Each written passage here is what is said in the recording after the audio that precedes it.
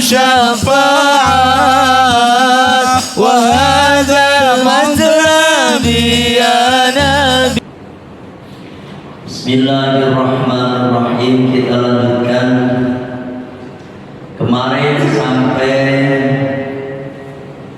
tanbih, ya, tanbih. Satu peringatan yang penting, ya, catatan penting. Zakar telah menyebutkan as-sam'ani, Syekh Sam'ani, fi zaujatin, di dalam urusan istri, shaghiratin yang kecil, dzati abawaini, yang mempunyai kedua orang tua, anna wujubama, bahwasanya kewajiban sesuatu maro yang udah lewat, alaihima, itu atas keduanya, fazauji, kemudian baru kepada suaminya. Jadi kalau punya anak yang masih kecil, artinya belum balik, seperti Ibu Siti Aisyah radhiyallahu anha, dinikahi oleh Rasulullah saat itu umurnya 6 tahun, ya, tetapi belum kumpul dengan Kanjeng Nabi kecuali ketika udah umur 12 tahun. Jangan salah paham, ya. Nah, ketika ada anak yang masih anak-anak dinikahkan, sah saja, Pak. 8 tahun, 7 tahun dinikahkan, itu sah saja. Cuma kalau di Indonesia, ya jangan sampai di Indonesia ditangkap, Pak. Nanti saksinya ditangkap, yang nikahi ditangkap juga, melanggar perlindungan anak itu, ya kan? Ini ngomongnya syariat, gak ada larangan. Nah, ketika ada orang tua menikahkan anaknya yang masih kecil, ya, nih, masih kecil, fi zaujatin shaghiratin, terus dia masih punya kedua orang tua, maka kewajiban perintah itu, perintah kepada anak yang udah nikah itu masih ada pada orang tua, walaupun udah punya suami, baru kemudian istri, baru kemudian suaminya, kecuali bapak emaknya udah gak ada. Kalau udah bapak emaknya udah gak ada, baru sepenuhnya menjadi tanggung jawab suaminya. Nah, bagaimana kalau nanti udah gede? Nah, kalau udah gede mah itu udah suaminya urusannya itu, ya kan? Jangan emak baik. Paham ini? Kewajiban apa? Ya kewajiban nyuruh sholat, nyuruh puasa yang kemarin aja, ya kan? Siapa yang wajib? Ya orang tuanya ke atas, terus orang yang disurai ngurus anak itu, terus tuannya yang punya budak, itu yang wajib. Bahkan waqadiyatuhu, di sini ada tulis waqadiyatuhu wujubu darbiha, termasuk diantaranya itu kewajiban memukulnya, wajib memukul. Kalau sampai anak gak mau sholat ketika umur 10 tahun, kan kemarin wajib dipukul.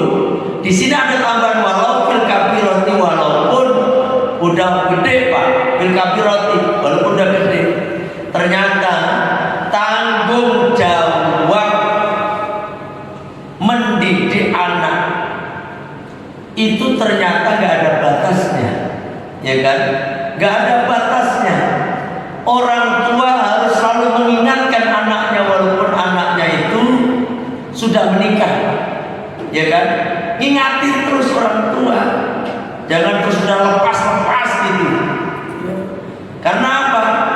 Sebagai rasa cinta kita kepada anak-anak kita, tak lain dan tak bukan seperti itu. Kalau nggak sholat, ingatin biar dia sholat. Kalau nggak puasa, ingatin dia biar puasa. Itu kewajiban terus menerus. demikian Pak? Karena kita pengen masuk surga teh bareng-bareng gitu. Masya Allah, pastinya kita nggak tega, nggak tenang. Kita masuk surga nih, orang tua punya anak masuk neraka, pasti kita susah. Betul apa benar? Kayak kita aja di Indonesia, di dunia ini, di dunia ada salah satu daripada naudzubillah min dzalik anaknya yang di penjara. Dia akan susah. Dia akan menjual apa saja yang penting anaknya bisa keluar dari penjara. Betul apa benar?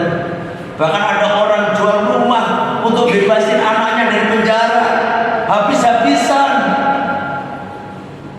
Apalagi di neraka yang gak ada ujungnya Pak, pasti kita susah. Nah, daripada kita nanti susah di akhirat, nanti di surga, kalau kita masuk surga, anak masuk neraka, di sini aja kita pukul ya. Kalau tetap masih bandel, udah bukan kewajiban kita. Sebagaimana Nabi Nuh alaihissalam ketika mengajak putranya Kan'an, Nabi Nuh alaihissalam itu betul-betul berharap anaknya bisa naik perahu, tapi kagak mau. Kan begitu. Nah ini kita lanjutkan. Kama sebagaimana penjelasan Syarah yang telah menjelaskan bihi pada ma itu jumalul islami, tentang pokok-pokok Islam. Nah, ya kan? Al-Bazari qala syekhuna, telah berkata guru kita yakni Syekh Ahmad Hajar Al-Haytami, Ahmad bin Hajar Al-Haytami, wa dhahirun, dan bahkan itu telah nyata, ya kan? Telah nyata. Illam yahsan, jika tidak khawatir kenususannya. Wa atlaqa Az-Zarkasi An-Nadba, dan Imam Az-Zarkasi menyatakan yang demikian itu adalah sunnah. Terus wa awal wajibin, dan permulaan kewajiban hatta al-amri, sehingga memerintahkan itu anak bisolati, untuk sholat, kama sebagaimana penjelasan kaum yang telah mengatakan al-abai, atas orang tua, summa alaman marot, kemudian pada orang-orang yang lewat, taklimuhu. Waalaikumsalam. Waalaikumsalam Pak Kalvin, Pak Dokter. Waalaikumsalam. Ya, ya. Termasuk kewajiban lagi Pak, taklimuhu, yaitu mengajar anak al-mumayyizi yang dah tamyiz. Mengajarkan tentang apa Pak? Mengajarkan tentang anak nabiyana Muhammadan sallallahu alaihi wasallam bu'itsu bi Makkah. Ini harus dikasih tahu anak kita teh. Waktu tamyiz tuh, tamyiz umur berapa? 6 tahun, 5 tahun, 6 tahun, 7 tahun, atau 4 tahun udah tamyiz tuh. Tamyiz kemarin gimana? Tamyiz kan bisa makan sendiri, minum sendiri, cebok sendiri, ya kan? Itu wajib bagi kita orang tua nih, bapak utama kita sebagai bapak, mengajarkan tentang berkenaan dengan Rasulullah SAW. Tentang apa Pak? Nih, kita harus ajarkan anak kita yang belum tamyiz itu tentang apa? Tentang Rasulullah. Bu itu bima kata kita punya nabi namanya Kanjeng Nabi Muhammad. Kita punya nabi namanya Kanjeng Nabi Muhammad sallallahu alaihi wasallam. Kanjeng Nabi Muhammad itu Kanjeng Nabi Muhammad itu dilahirkan di Mekah, itu disampaikan Pak, ya. Bu itu di Makkah, diutus juga di Mekah tanggal 12 Rabiul Awal tahun gajah. Itu harus disampaikan, ya kan? Harus dikenalkan. Makanya saatnya kapan Pak? Ketika ada orang adzan, Allahu Akbar, Allahu Akbar, tuh Allah Maha Besar. Kita jawab nih. Nah itu kan kita jawab, diajarkan, dek, nih dengerin adzan. Allahu Akbar, Allahu Akbar.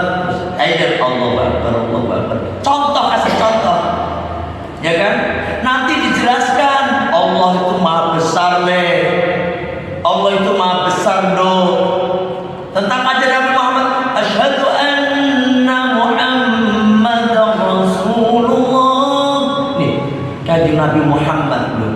Kanjeng Nabi Muhammad itu siapa? Itu Nabi kita. Lahirnya di Mekah. Diceritain semua. Ya. Syukur-syukur sampai jenengan itu ceritakan. Kanjeng Nabi Muhammad itu Nabi kita punya anak. Anaknya semuanya ada 7, yang laki-laki 3. Diomongin aja, pasti dia dengerin aja. Walaupun dia nggak paham, biarin. Dia nggak hafal seketika itu juga nggak masalah. Kalau anaknya cerdas, dia pasti akan hafal.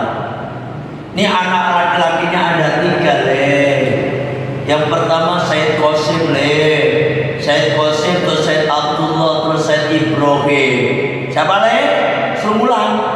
Nah, terus beliau juga punya putri Kanjeng Nabi Muhammad itu punya anak perempuan. Putrinya ada 4. Siti Zainab, Siti Ruqayyah, Siti Ummi Kulsum, dan Siti Fatimah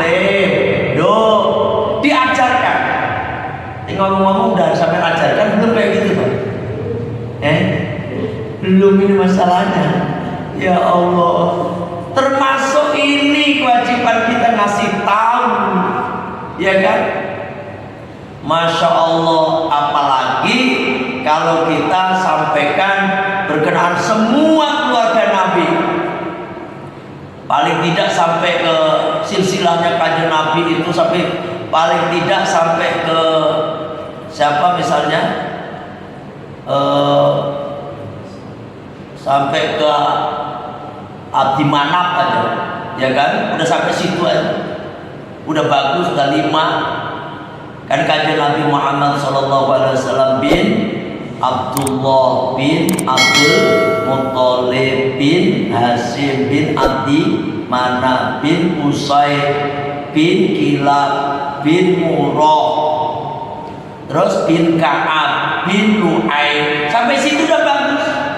Kalau lanjutin bin Malik bin Fikir bin Malik bin Nadhar bin Kinanah bin Khuzaimah bin Mudrikah bin Ilyas bin Mudhar bin Nizar bin Ma'ad bin Adnan bin Udud bin Muqawwim bin Nahur. Apa enggak sampai? Itu tidak apa. Sampai Nabi Adam kalau bisa. Saya sangat bangga melihat ada putranya seorang ustaz, seorang kiai juga. Itu masih kecil, tapi ini anak seorang putri loh. Itu apal sampai kepada Nabi Adam. Silsilahnya Nabi Muhammad sampai kepada Nabi Adam. Apa? Ya, subhanallah. Itu yang kita harapkan kalau bisa. Kadang-kadang kita sering juga gak hafal, ya kan? Kadang-kadang ditanyain, bapaknya Nabi Ibrahim, bapaknya Nabi Muhammad siapa Pak? Bingung masih, ya kan? Makanya jangan terus kita ajarkan Pak, bapaknya. Makanya kan ada lagunya itu kan. Bapaknya Sayyid Abdullah, ibunya Siti Aminah. Itu harus dihafal Pak. Biar kita itu mengajarkan anak kita biar niru kita. Ayah hafal ya. Itu. Apalagi terus disuruh ngapalin istrinya Kanjeng Nabi. Istrinya Kanjeng Nabi itu ada 12. Banyak ya. Iya. Itu Nabi dan Rasul. Kalau kita nggak boleh. Kita umatnya cuma 4. Kalau Kanjeng Nabi nikah istrinya banyak itu semuanya untuk dakwah Islam Semua istri Nabi itu janda Janda semua Semuanya nikah itu karena Allah yang perintah, dan itu untuk kemaslahatan Islam. Dijelasin. Siapa yang hafal istrinya Kanjeng Nabi? Halo? Ada yang hafal? Istrinya Kanjeng Nabi. Istrinya Kanjeng Nabi yang pertama Ibu Siti Khadijah radhiyallahu anha binti Khuwailid. Istri yang kedua yaitu Ibu Siti Saudah binti Zam'ah. Yang ketiga Ibu Siti Aisyah radhiyallahu anha binti Sayyidina Abu Bakar As-Siddiq. Yang keempat ya ada Siti Hafsah binti Sayyidina Umar bin Khattab radhiyallahu anhu. Yang kelima ada Ibu Siti siapa? Siti Zainab binti Khuzaimah. Yang keenam ada Ummu Salamah. Yang ketujuh ada Siti Zainab lagi binti Jahsi. Yang kedelapan ada Siti Juwairiyah binti Al-Haris. Yang kesembilan ada Siti Maryah Al-Qibtiyah. Yang kesepuluh ada Ummu Habibah Siti Romlah binti Abi Sufyan. Yang kesepuluh ada Ibu Siti Sophia binti Huyai. Yang ke-12 ada Ibu Siti Maimunah binti Al-Haris. Menghafal gitu. Kalau ini harus dihafal biar anak-anak kita, ayahku udah bangga. Lah kalau anak kita udah hafal ini itu, kita ketika ditanya ya ibunya Kanjeng Nabi Muhammad siapa ya? Siapa ya? Siapa ya? Siti siapa ya? Tahu Siti Badriah kali dulu. Diketawain anaknya, ya kan? Diketawain anaknya. Ayah mah kagak bisa kebangetan. Akhirnya anak-anak kita itu nggak bangga punya ayah seperti kita. Gitu, paham ya? Bahkan ini kewajiban bagi kita bahwasanya mengenalkan tentang Kanjeng Nabi kita Muhammad sallallahu alaihi wasallam. Gitu. Wa ulida, dikenalkan juga bahwasanya Kanjeng Nabi Muhammad itu dilahirkan dia di Mekah. Tuh, ya kan? Wa tufina, dan Kanjeng Nabi Muhammad itu dikubur, dimakamkan di Madinah. Wa mata biha, dan Kanjeng Nabi Muhammad itu juga wafat di Madinah. Anak kita pasti penasaran, Pak. Kalau kita kasih cerita seperti itu kan penasaran. Akhirnya terus kalau anak kita penasaran terus ngomong begini, Dek, nih Kanjeng Nabi kan dimakamkan di Madinah. Nih, doain ayah dong. Doain ayah le. Biar ayah banyak rezekinya ya le. Biar ayah punya banyak rezeki ya dong. Biar nanti kita bisa bareng-bareng ziarah ke makam Kanjeng Nabi. Biar kita ziarah ke makam Rasulullah. Ya dong ya. Kata anak kita, amin. Kata anak laki-laki kita, amin ya amin. Anak yang masih kecil, anak yang masih polos, itu doanya mustajab juga, Pak. Tuh, terus kita peluk dia, terus nanti diajarin lagi, siapa deh Kanjeng Nabi Muhammad, dia makin kenal. Paham ini, Pak? Ayo sekarang pada diapalin, diapalin, ya kan? Masuk gak hafal.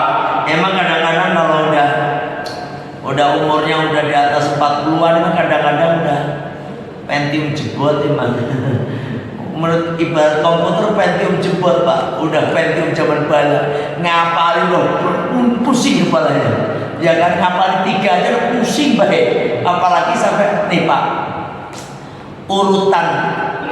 Urutan Kanjeng Nabi Muhammad, silsilahnya Kanjeng Nabi Muhammad sampai kepada Nabiul Adam alaihissalam itu kurang lebih 50 apa namanya?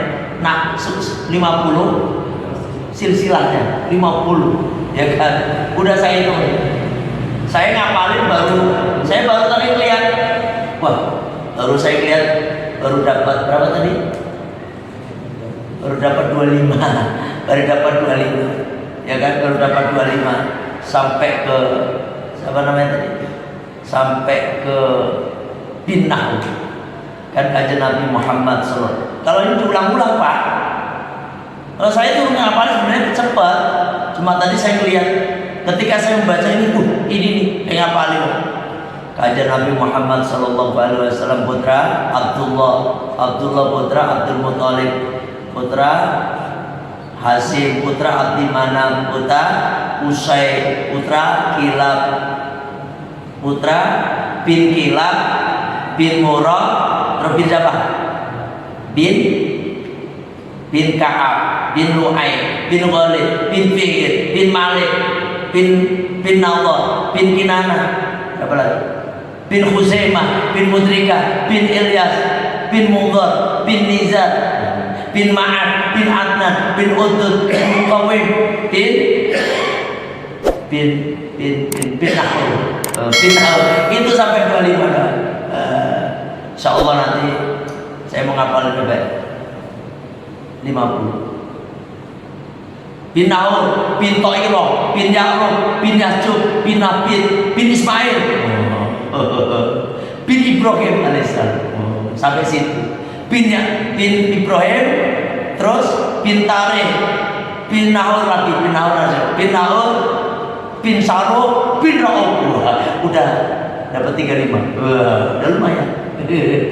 Ya kan, tinggal 15 lagi. Ya kan, tinggal 15 lagi. Jadi kan saya silakan apalin.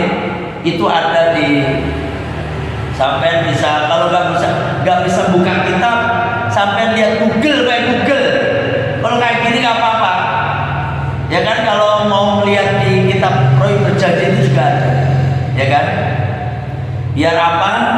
Biar kita sebagai tanda kita cinta kepada Rasulullah SAW, kita tahu tentang seluk-beluk Rasulullah. Karena apa? Rasulullah itu adalah satu-satunya orang yang wajib hukumnya kita cintai melebihi semuanya. La yu'minu ahadukum hatta akuna ahabba ilaihi min walidihi wa waladihi wan nasi ajmain. Itu Pak dalil. La yu'minu ahadukum, tidak dikatakan beriman salah satu di antara kalian, hatta akuna ahabba ilaihi, sehingga aku, katakan Nabi, lebih dicintai olehnya, ya, min walidi, dari orang tuanya, wa waladihi, dan anak-anaknya, wa nasi ajmain, dan semua manusia. Jadi kalau kita masih ada rasa cinta kepada selain Kanjeng Nabi, berarti kita imannya kita masih ya, bukan enggak beriman, belas enggak, ya kan, masih goyah. Kanjeng Nabi harus lebih kita cintai dari semuanya. Kenapa demikian? Karena hanya Kanjeng Nabi lah satu-satunya yang akan memberikan syafaat kepada kita, syafaatul uzma, ketika kita di yaumul mahsyar nanti. Tak ada orang yang bisa memberikan syafaat sebelum dibuka itu syafaat oleh Rasulullah Sallallahu Alaihi Wasallam. Seperti yang disampaikan di momen maulid kayak gini. Kadang-kadang maulid ngomong ngalor gitu, ya kan? Saya tuh kalau ngundang kiai, ustaz, karena sekarang itu masih aja sih ngundang itu yang artis kayak gitu.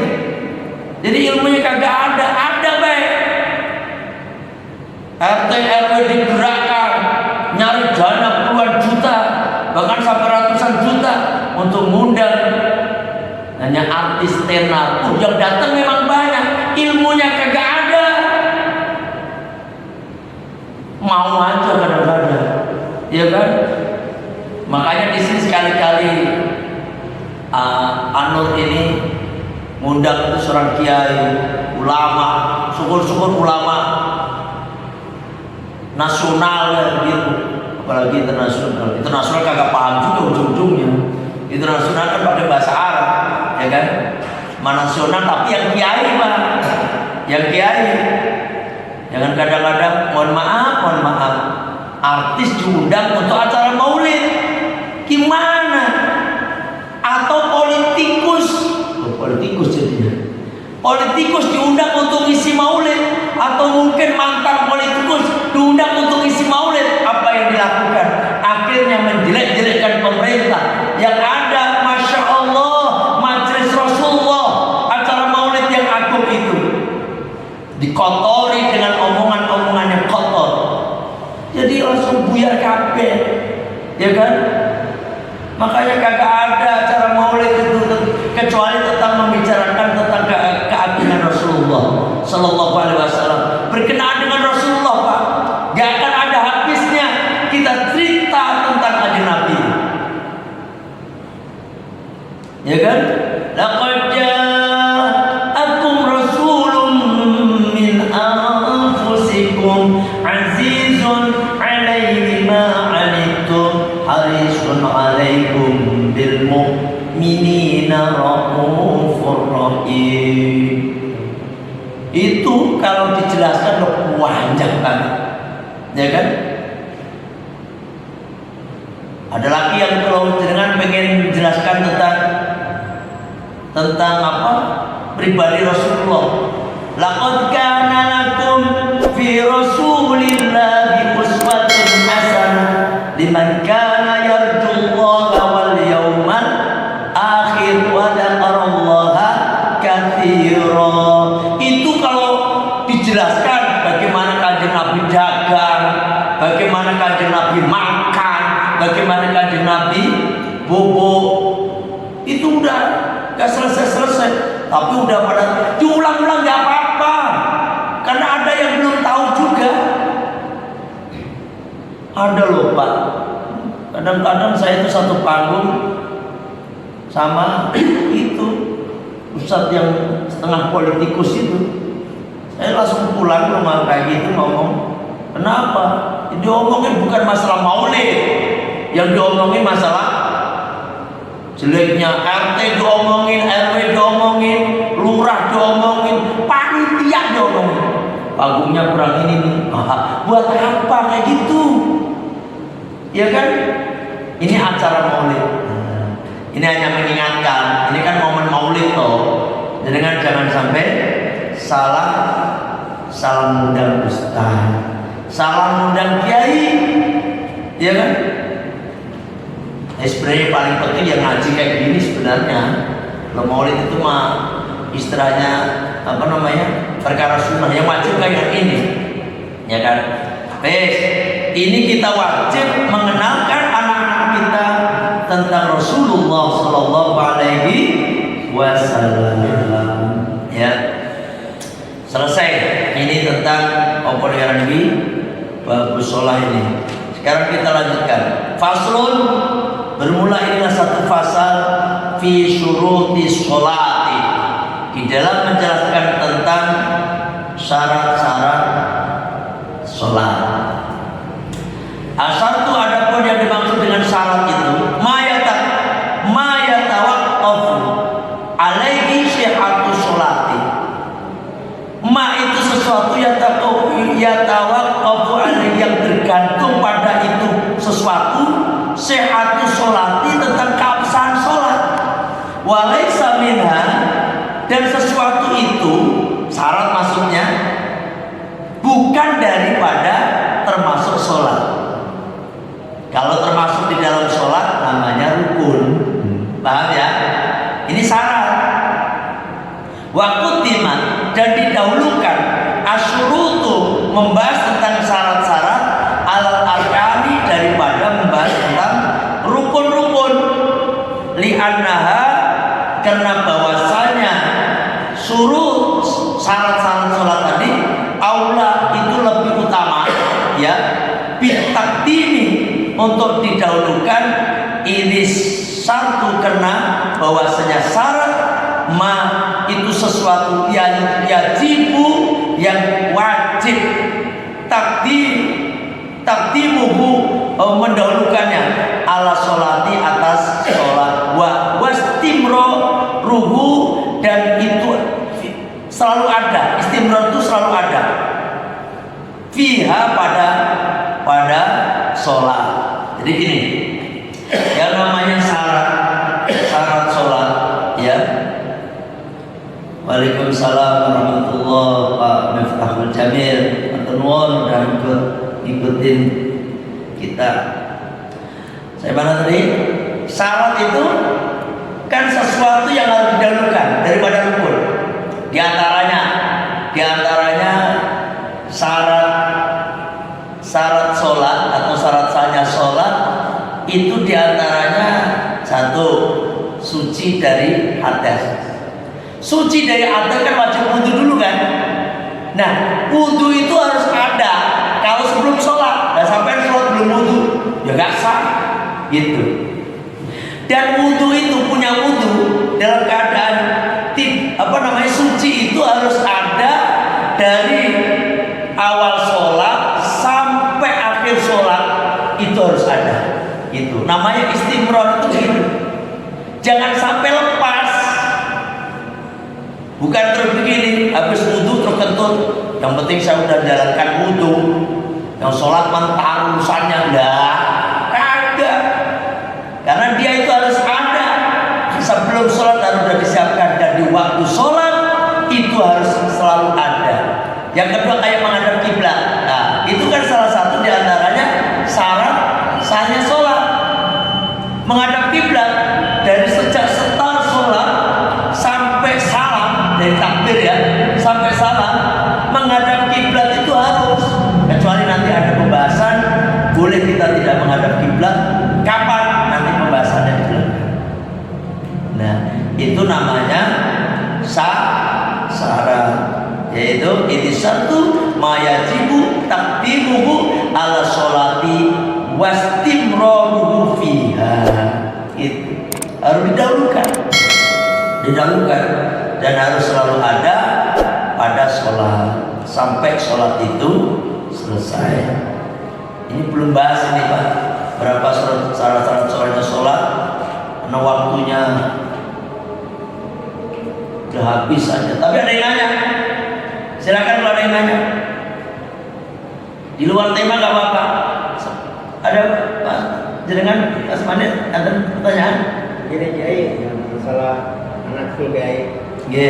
Kalau jadi kita omongin, kita selain kita ukur, apalagi yang harus kita lakukan Kiai kalau mau sholatnya bolong-bolong, apa harus berdoa lagi? Sedangkan dia kalau nggak kita paksa ya nggak sholat, apa tetap betul lagi gitu Kiai? Tetap Pak, tetap itu menjadi kewajiban kita. Anak perempuan sih Pak ya, anak perempuan ini yang agak susah Pak. Kenapa saya bilang anak perempuan lebih susah? Anak perempuan lebih susah itu kalau anak kita nggak jujur, itu bisa semaunya dia, ya kan? Kita suruh, duk sholat, apa kata anak kita yang perempuan tuh? Ya kan, dia lagi head, bisa aja dia bohong, ya kan? Makanya kita harus memperhatikan. Saya itu memperhatikan Pak, istri anak saya head itu saya perhatikan, karena menjadi tanggung jawab saya. Sekarang aja karena istri udah tua istilahnya, udah headnya udah Rani 3 bulan sekali, tapi masih head. Kan sekali head juga 5 bulan, 5 hari, 4 hari udah sebentar kan. Tapi yang anak saya ini, saya punya anak perempuan Pak, itu setiap head langsung saya lihat, kakak mak udah belum sholatnya mak, tapi ke mamanya gitu, ke mamanya, karena biasanya anak itu kan dekat sama ibunya kan. Kak sholat kak, lagi head, ma lagi head, oh tanggal sekian. Nanti saya perhatikan 5, 4, 6 hari langsung saya, kakak udah suci belum ma? Gitu itu. Tanya itu kalau bersama istri saya. Karena apa? Menjadi kewajiban saya itu mah. Kalau sampai anak saya kagak sholat, saya akan terseret ke neraka juga. Apalagi anak saya belum nikah, masih tanggung jawab saya. Itu Pak, ya. Tapi yang mukulnya juga mohon maaf ya Pak, kemarin itu dipukul dengan gimana kan? Bidorbi wairu mubariin, dipukul dengan tanpa sampai melukai. Jangan sampai terus anak gak sholat terus sampai pukul pakai ganden. Ngerti ganden? Cangkul itu apa? Anu pangkul itu. Patah kakinya Pak. Gimana? Kita pukul yang gak menyakitkan, boleh nih pakai apa nih? Pakai apa nih? Rida. Dipukul anak kita. Kasihan dia nangis, biarin nangis daripada nanti masuk neraka. Kita nih masa tega melihat anak kita masuk neraka? Kita pukul. Kalau enggak sediain aja tuh. Kalau anak laki-laki atau anak perempuan mah jangan juga. Kalau anak perempuan disambut pakai sarung atau pakai kayak apa namanya, kain gitu Pak. Sambut. Jangan dijewer juga Pak. Anak dijewerin aja. Akhirnya lulu anak ibu. Lewong ini nih Pak. Telinga ini banyak sekali syarat-syaratnya Pak. Dia punya anak kok dijewer, apalagi dikencengin jewer. Oh, sholat gak? Gila. Akhirnya anaknya tembelem. Lulu, ya tak? Dipukul kakinya Pak. Ini loh, betisnya dipukul. Kalau anak laki-laki gak apa-apa tuh, pakai apa namanya ini? Pakai semacam cambuk aja gak Pak. Tapi masalahnya kan dia ada hak juga sih Pak. Ini kalau nggak terima nanti ibunya laporin, kita di penjara ujung-ujungnya. Ini serba susah juga. Yang penting jangan menyakitkan Pak. Jangan terus sampai punya anak laki-laki mentang laki-laki, sholat gak? Langsung dipukul kepalanya. Yang macam Mike Tyson apa kali? Ya kan? Gak boleh. Jangan. Kita tetap menjadi kewajiban kita, tapi jangan sampai menyakitkan juga, gitu. Ya. Alhamdulillah. Ini Bu Siti Lamyati, terima kasih sudah ngikutin pengajian Bu Siti. Dan semuanya yang ngikutin pengajian jangan lupa subscribe, like, dan share. Terima kasih. Ini Bu Siti. Ini ada pertanyaan dari Bu Siti nih Pak. Ya, ada pertanyaan dari Bu Siti. Saya ingin berbakti pada orang tua, tapi dengan cara lain karena saya orang miskin, Ustaz. Tapi saudara saya nyinyir karena bukan materi yang saya kasih. Ya Bu Siti Lamyanti, kita bakti pada orang tua memang banyak cara. Gak harus dengan materi juga. Dengan bentuk kasih sayang itu lebih mengena tambah. Orang tua itu kalau semakin tua udah kembali ke anak-anak. Orang tua gak butuh, ya memang butuh materi, butuh uang. Tapi yang paling dibutuhkan adalah kehadiran kita, bentuk kasih sayang kita kepada orang tua. Percuma nih Pak, nyuwun sewu, ya Bu Siti, kita ada orang tua lagi di kampung halaman, kita lagi di Cikarang sini. Ngarep Pak, tiap lebaran itu anaknya pulang, pasti itu. Terus sampai telepon, Ma, saya nggak bisa pulang, Ma. Mohon maaf, Ma. Ini saya kirimin uang. Sebenarnya nggak seneng Pak. Bu, sampai ini mak saya nggak, apalagi udah lama nggak pulang. 3 tahun udah, 3 lebaran nggak balik-balik, nggak toyim aja dah pokoknya. 3 tahun nggak pulang-pulang, kita kirimin uang aja, nangis orang tua itu.